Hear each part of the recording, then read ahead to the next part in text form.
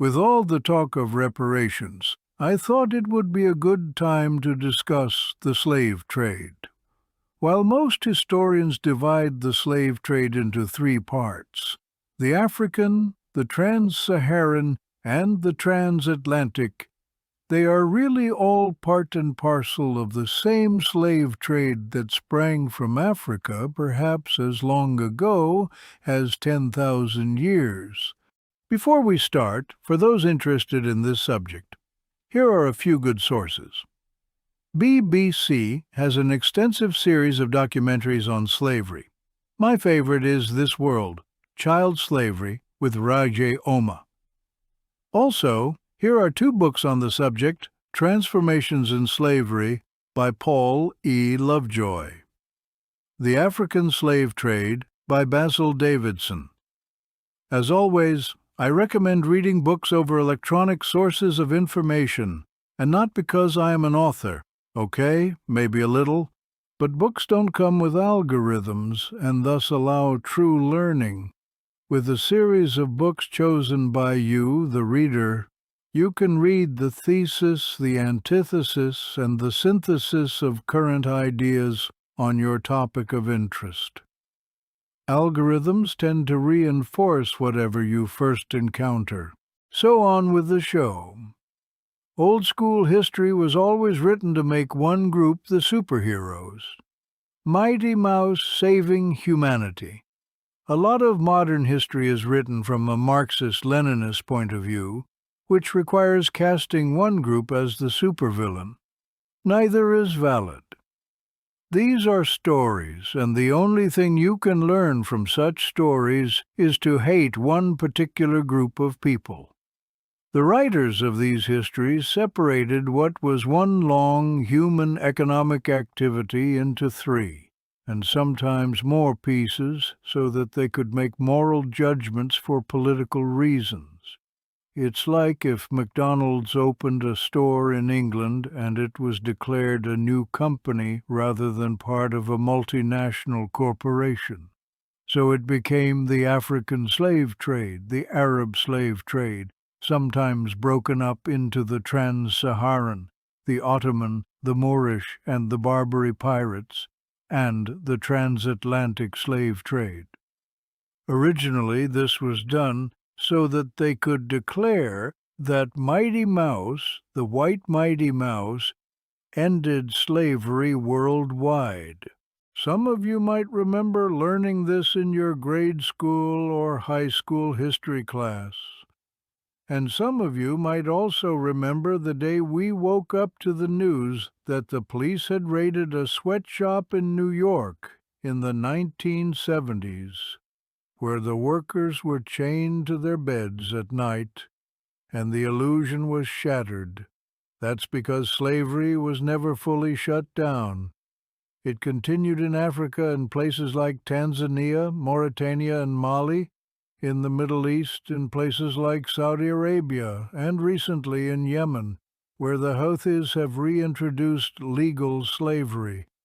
And, of course, it morphed worldwide into things like sex trafficking and the practices of migrant smuggling gangs and the people they smuggle.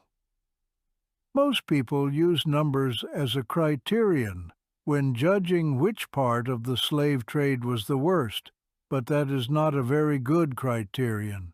Historians believe slavery started in Africa about 10,000 years ago, and we have no way of knowing how many victims there were. In the Arabic world, records were spotty at best. Better criteria exist, such as whether slaves were a renewable or non-renewable resource. Why is this important? In a system where slaves are non-renewable, the entire slave population would need to be replaced every 20 to 25 years, depending on the longevity of slaves in a given location. This would necessitate more raids and more deaths at the point of acquisition.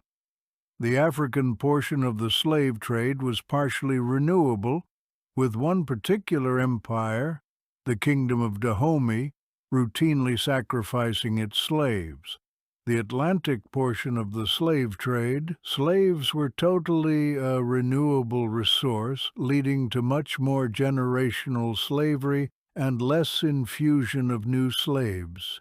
The Arabic portion of the slave trade was where slaves were a non-renewable resource. The main reason for this, and the main reason we do not see large populations of Europeans and Africans amongst the Arabic populations outside of modern migration, is because all male slaves were castrated. Not only did a large number not survive this procedure, but it meant the entire slave population would continually have to be refreshed. But mostly, it meant this was a dual system of genocide, because not only were a large portion of that population prevented from breeding, most slaves were taken and sold to eliminate rival populations.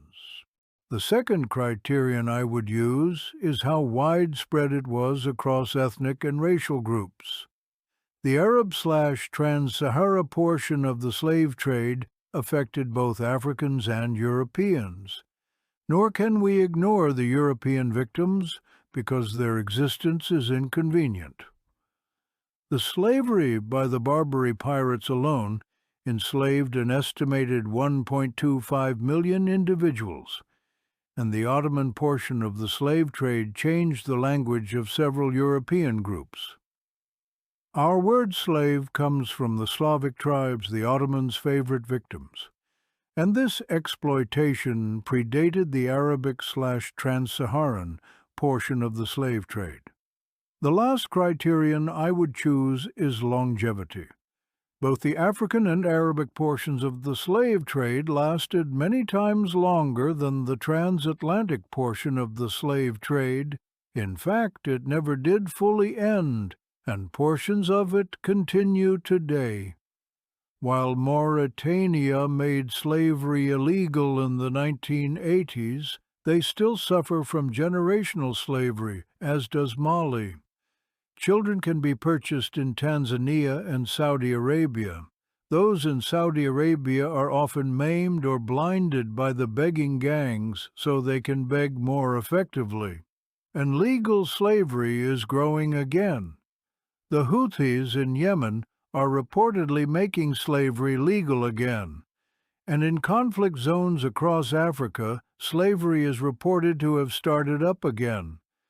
We will have to wait for further reports to uncover how widespread these developments are. So what does this all mean? Absolutely nothing.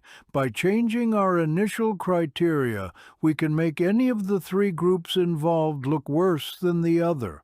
In Africa, slavery was used as a tool of ethnic cleansing and genocide. In the Arab world, it had elements of genocide, and the transatlantic had volume over a short period of time.